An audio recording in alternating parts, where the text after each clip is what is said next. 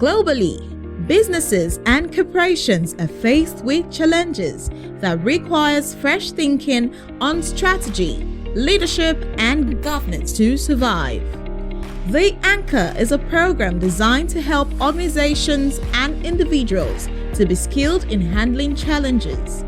Join Dr. Osare Emopai, a development economist and a corporate strategist, for this interactive, informative, educative program. My name is Dr. Osare Emopai, and I want to welcome you to this episode of The Anchor. We are going on a short break, and we are going to be back very shortly. Are you a small business owner, a trader, a school owner, a federal civil servant, a Lagos or Edo civil servant, a farmer or a farm supply merchant? Do you need a loan or wish to fix your money for a high yield interest? Talk to us today and get your loan in less than 24 hours. Visit our website on www.lapo-nigeria.org or call us on 0813-984-0230. Email info@lapo-nigeria.org. Those with me, welcome back to the episode, and I want to quickly just welcome those who are with me today to discuss a very, very important topic, which is food security. And to my left is Mrs. Osare Emopai, who herself is a leadership expert. And to my right is Mr. Ebi Tebepina, who is a branding and security expert. So, the three of us, we are going to be looking at this topic. And we want to also throw it to those viewers. If you have ideas, you have questions, please keep sending them to us so we can always discuss them as subsequent episodes. The first issue now is to define what is this food security? What is it all about? Mr. Ebi, maybe you want to tell us, what is food security? Thank you, sir. Food security is the state of having a reliable access to a sufficient quantity of affordable nutrition food. Food security means having at all times both physical and economical access to sufficient food to meet dietary needs for a productive and healthy life. There is a statement I want to make here. A family is food secured when its members do not live in hunger or fear of hunger. So you get that point. When a family does not live in hunger and there is no fear of hunger, in other words, you don't begin to eat. I remember there was a gentleman who said, I don't want to mention his name. He said he went for an assignment, with some colleagues. And during that assignment, they only had a pot of beans. And that pot of beans, they will bring it in the morning, they will warm it, they will take out of it, they will ask, are you okay? Are you okay? Are you okay? They will keep the pot of this thing. So, in that place, although they were happy, but there was fear. We may not have for the next day. He said, until the person who sent them, they remembered them and sent them food. So, food security is not just about having food today. It's about also the assurance that tomorrow there will be food, the day after there will be food. That is the way in which you have defined food security at the individual level, which of course you can take onto a local government, state, national level, which you can say at the national level, there is food available to everyone today, and there is no fear that tomorrow they will not have. So you then need to talk about food security. Now, madam, they said that there are 4 pillars. Maybe there's even more pillars of food security. Maybe you want to just share with us, what are these pillars of what food security is anchored? Taking from where AB stopped, we'll be talking of availability of food. And then accessibility. It's no question of hearing that there is food in Egypt and you cannot access it. if you remember the story of Joseph and the brothers. And then you'll be able to utilize the food. It's not the food that you cannot eat or you cannot consume that is not good for your culture or tradition. And then there will be stability. You are, like he said, there won't be fear of not having tomorrow, or you have for breakfast, you are not going to have for dinner. There will be stability. It's like you are sure that it will come every day. That would be, for me, the 4 pillars of food. And another thing would be storage, because if you want it to be there to be stability, there must be a way of storing it. Yeah, that storage point is what they do when we find grain silos.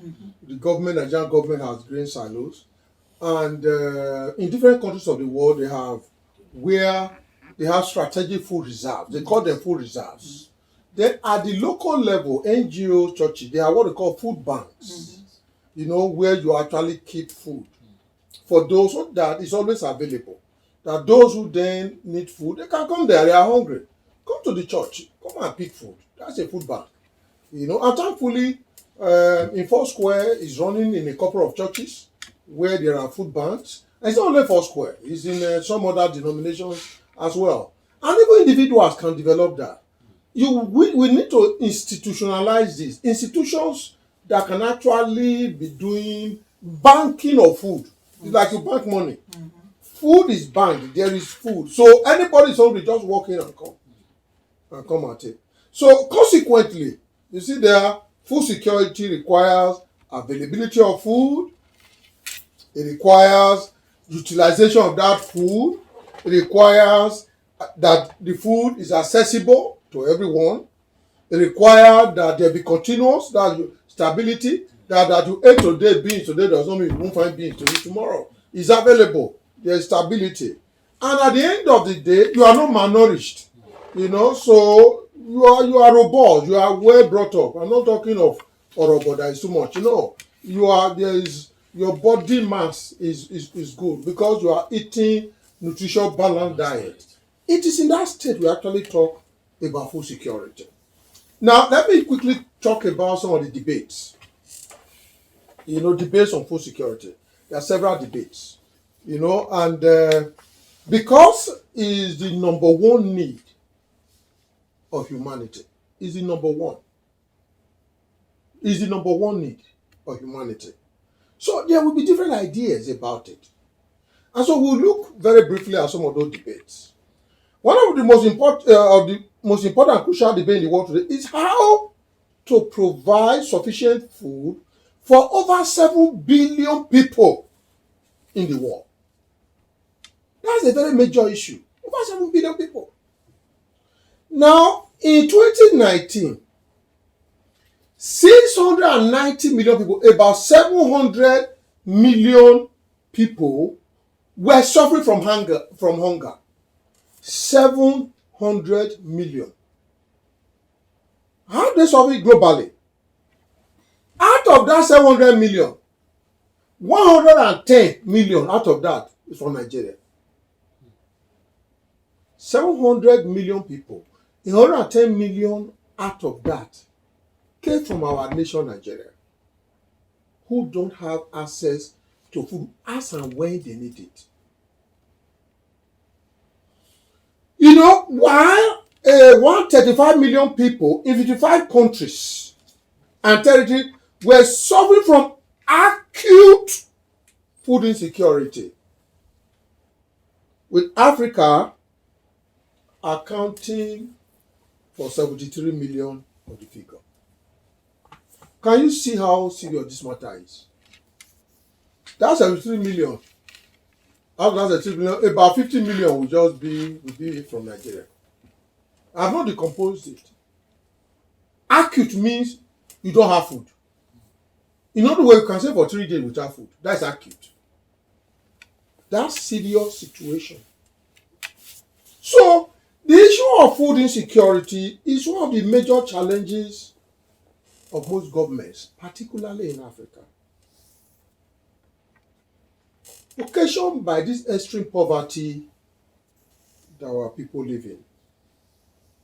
You see, Mr. Abi, there's this issue of high level corruption. Maybe you want to quickly speak to that because there is a contributing factor to this acute food shortage. There you can see that, insecurity and some other issues you want to maybe quickly throw some light on. Thank you, sir. The issue of corruption is just like the hands eating the grass within our system.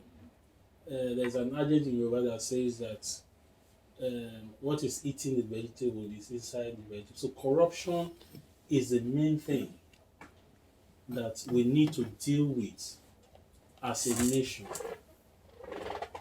If we're able to handle that, yes, the sitting president mentioned that when he was coming to power, that one of the things he was going to deal with is the issue of corruption.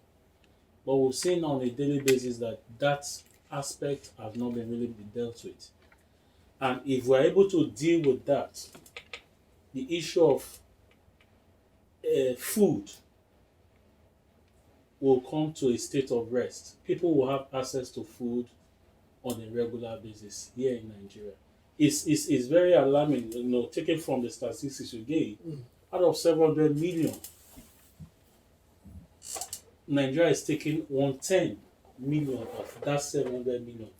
That's almost one. 1/7. 1/7. Yeah, it's over 100 million. 1/7 of that from Nigeria. Is from Nigeria. So it's a major and critical issue that we must deal with. Institution has been built in terms of giving agriculture, ensuring that agriculture sits in very well in this country. What I mean by saying that is that we have structures already in place. Are we ensuring that structure is functional? Because this is really alarming. Yes. Over 110 million in this state of abject poverty. Before we went on, someone was saying that it's not my turn to eat food. And so someone collapsed. And that is just a reflection of what is happening generally. There was one of the discussions we were having in one of our previous meetings. The co-presenter was mentioning and saying that he went to a place in the north, thinking that it was more relaxed to eat with his friend. He said, okay, he wanted to just relax a bit and come back to finish the food. The moment he relaxed, he didn't know that was not the culture there. The moment he relaxed, he saw some boy, I don't want to mention the names, some boys came in the north and grabbed the food and ran away with it. So it's a major concern. Yeah. If I will mention they are called animajeries. Okay. Came in, grabbed the food and ran away. Why? Because it is in that environment. They are hungry. Yes, that environment. If they see you relax like that, they feel you are satisfied, and they need to come out. That's the state of this country. As we speak, some people are only depending on 50 naira to eat in a day. And once they see that 50 naira, they are satisfied. So the issue of corruption is a main virus that must be rooted out. So in that corruption thing, for instance, money that is made, let's say for fertilizer, to go and give fertilizer to this, because of corruption, somebody will steal the money on the way. So even when you don't get the fertilizer, rather than deploy, somebody will go and sell it. Yes. Rather than give it as supposed to be a part of the Commonwealth. So corruption is so hydra-headed. So now let us move from corruption because we want to be on corruption, we'll be here throughout the day. And madam, there's also this issue of incidences of conflict and terrorism. All these things are affecting food security. What do you want to say to that? That is a very major issue. When we talk of food doesn't come from the city. Food comes from the villages. And especially in the north, the insecurity is making them leave their farmland. And not only that, the cattle, they come in to destroy the food. Instead of eating the grass, they eat the food that we should get for harvest, and that has been a major problem. As they leave their usual community, the state where they farm, they are now burdens to another community, and so what they have in the other community is not even enough. Yes. So that has reduced food production in this part of the country, and it's a major problem. And then the banditry is another thing. In fact, men and women go to the farm, they are not sure of tomorrow that they will be alive, or they will still get their farms. Yeah. In fact, it was a recent matter of this lady who went to the farm with the deformed daughter. And right there was coming, the lady was murdered in the farm, the deformed daughter was running away, and they were able to catch that and kill her. So this banditry, all this insecurity, it's not allowing people to now farm. And we know that, like you said, most of the farming that is done by women, really. And these are women who are small-scale women doing all those things. And this thing has been to resolve the challenge between the Fulani herdsmen or whatever herdsmen and the owners of the land to do their crop. On inability to resolve that dilemma, that problem, is compounding the food problem in Nigeria. Because as we need vegetables, we also need protein. So we need both of them. But how are we able to reconcile these two groups of people in a way to know that we need each other, so that we have a sustainable development program in our country? So these are some of the debates going on. But let me just quickly, outside that, they said Nigeria is the poverty headquarter of the world. Outside that, there is this global food index. There is something that was said, the global food index, GFSI. It ranks Nigeria. Rank of Nigeria has been on the increase in 2013. While it was ranked 94 among 133 countries in 2019. So you see how low. When it's ranked, usually when you are number one, that means you are the best. So we are around 94. So we are just ahead of only 17 countries or so. Only 17 countries in the world. So that is a very big issue in that debate.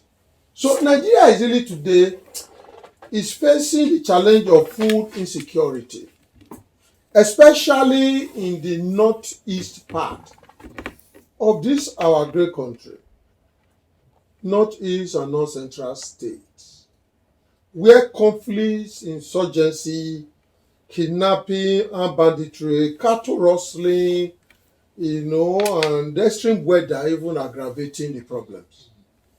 Increasing problems. Maybe Mr. Ebi, you want to add some to what I've just said in terms of this real challenge, particularly in the north and in the northeast. And even I say to the northwest now with Katsina, now every day you hear it when you come to Niger. Farmers are being killed, so they are afraid to go to the farms.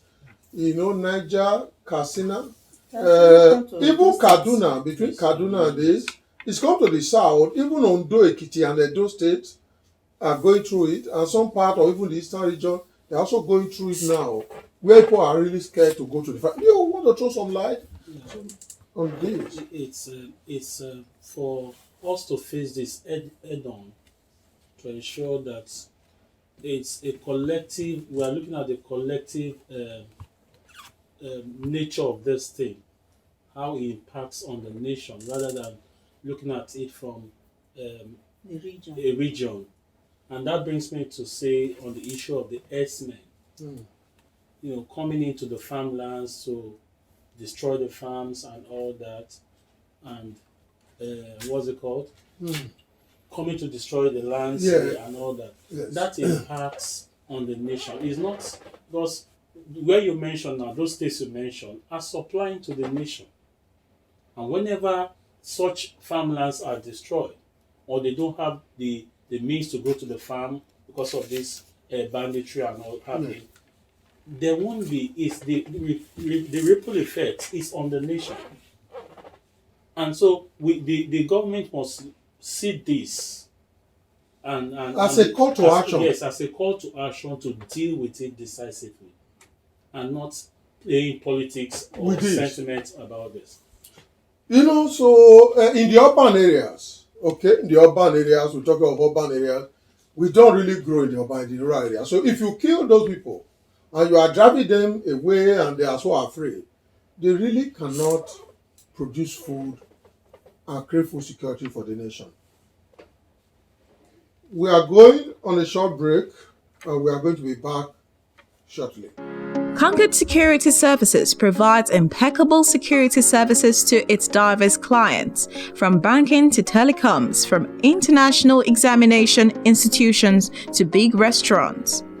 Our emphasis on the use of cutting-edge technology to provide solutions to prevalent security challenges gives us a competitive edge in the industry. Our array of services include man guarding, CCTV, perimeter fencing, full body scanners, metal detectors, VIP protection, escort services, due diligence, and event security. We offer extensive trainings to our security personnel to improve their physical fitness, mental alertness, and exceptional skills in managing complexity at our 2 training centers in Ed John School of Management and in Ilasa office. Engage our services today and let us give you peace of mind. Concord Security and Protocol Services Limited is located at 25 Abiyakuta Street off Beliat Bus Stop, Ilasamaja, Oshodi, Apapa Expressway, Lagos. Telephone 0805 690 8568 or 0805 119 9931. Send a mail to info@concordsecurityng.com or visit our website at www.concordsecurityng.com.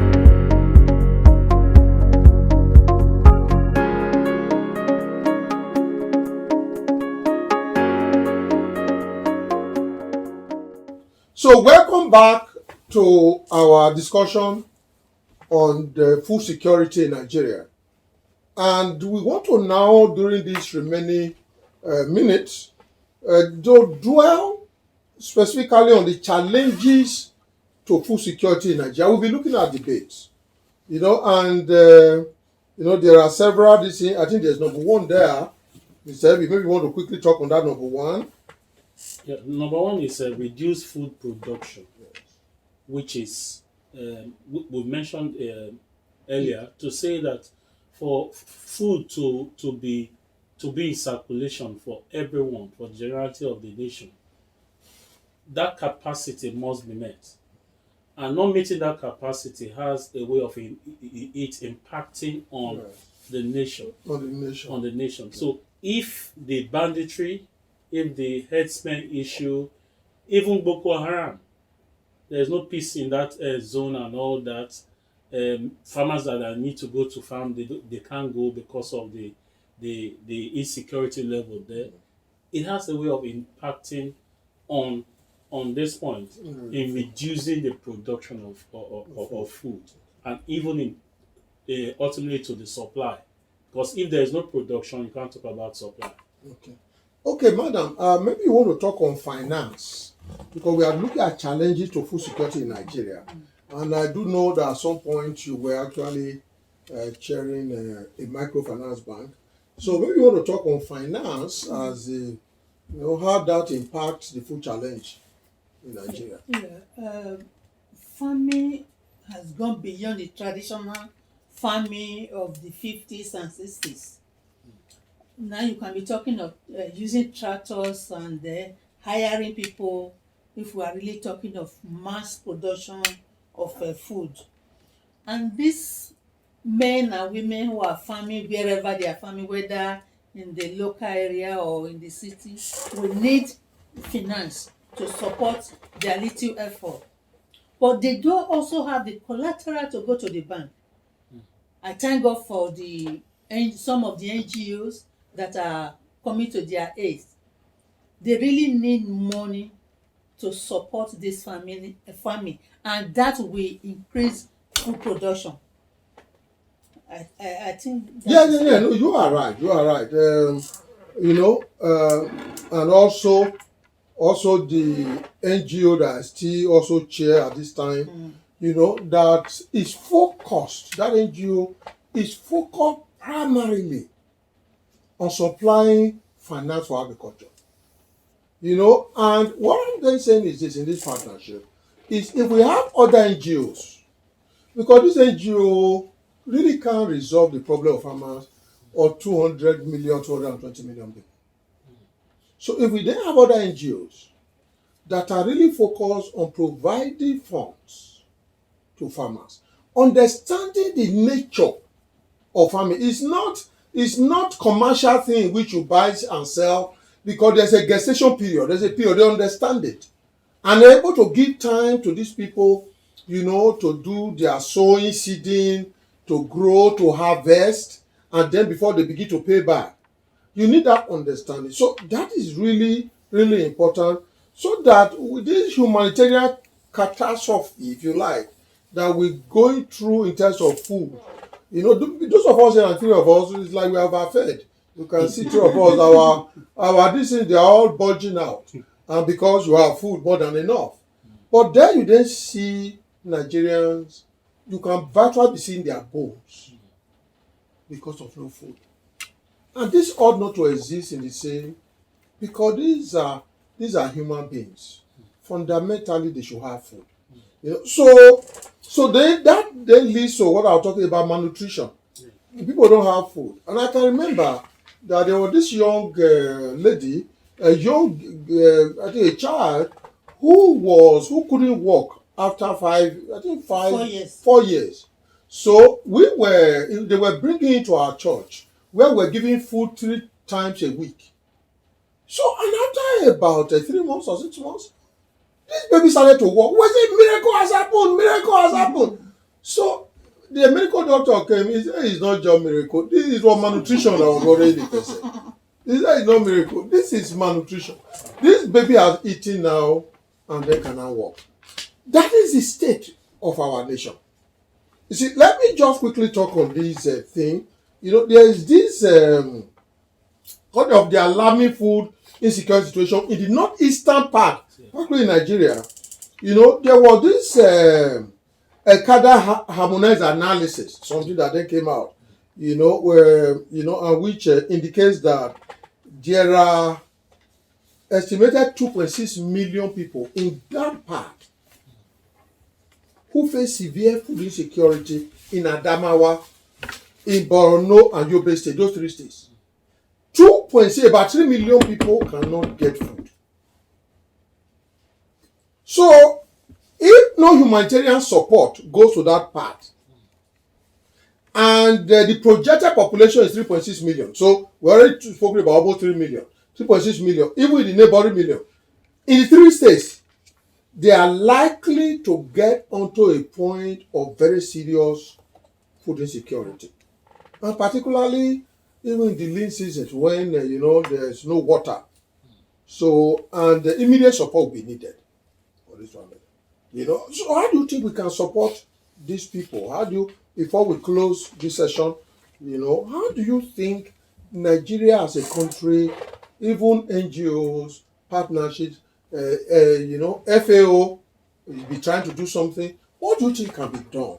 You know, although we are going to come into that detail, what should be done in the next episode. You know, so what do you think we need to move on in terms of the very immediate needs of these people in the northeastern part of Nigeria? Yeah, there may be a lot of people ready to help, but this insecurity in that part of the country is another headache, because people cannot just drive in, take food there, except they have escort. escort secured. who can secure them Yes. as they distribute the food because of Boko Haram and other threats. Do you have something to say to that? Yes, Madam have said it all. The insecurity level in that place will not make anyone to be going there to make any meaningful impact. And so that must be resolved as fast as possible, so that place can open up for production of food and all that. One thing, thank you so much. FAO had launched a full-scale corporate search to see how they can help. To help in the IDPs, veterinary care, animal feed, and all those things to help with some security, so that livelihood will be available at these very critical areas to help these people. I want to bring this to a close. I want to thank you very much. We are going to, during the next episode, we'll now really look at how to achieve food security.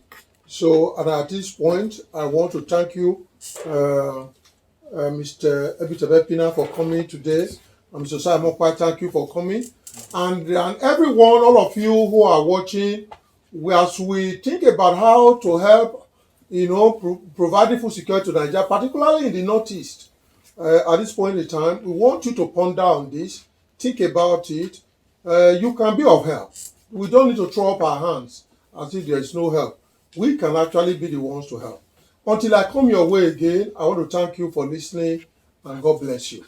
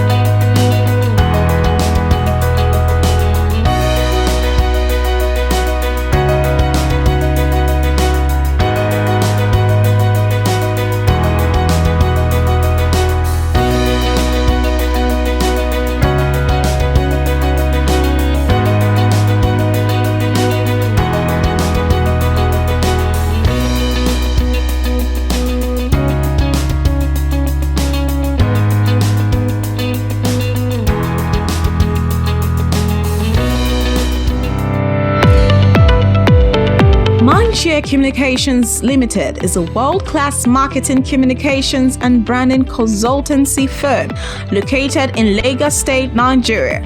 We offer a wide array of consultancy and promotional services to corporate businesses and firms. Our services include strategic marketing activities, public relations, advertising, social media management, digital marketing, web development, brand development, marketing activation, strategic branding, market intelligence activities, and telecoms, ranging from CUG management to airtime vending. Call Mindshare Communications today to help you achieve your goals. For further information, please contact Abiola on 0807 739 0974. Send a mail to info@mindsharelimited.com or visit our website at www.mindsharelimited.com. Address 184A Kaduna Road, Crystal Estate, and Mowadofi Estate, Lagos.